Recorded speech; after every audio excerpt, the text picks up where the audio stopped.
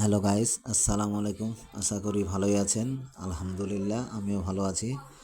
আজকে দেখুন রাজশাহী সিল্ক, উষা সিল্ক, এই যেখানে কাপড় তৈরি হচ্ছে, এই যেখানে ম্যাচিং চলছে আপনার।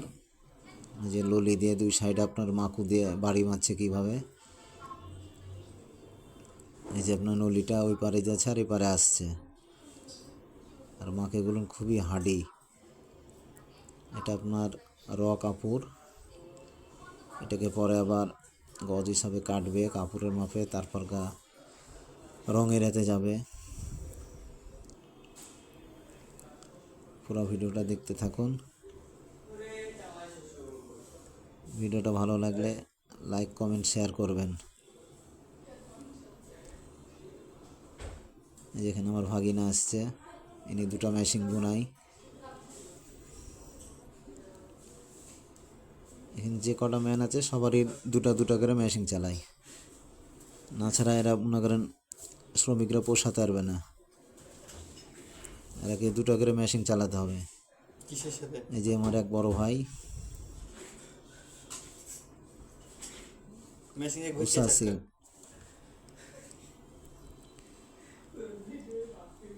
কি মেশিন পুরো এটা? ভিডিও দেখতে থাকুন। কি মেশিন এটা? হ্যালো গাইস, পুরো ভিডিওটা দেখতে থাকুন, আশা করি আপনাদেরকে ভালো লাগবে।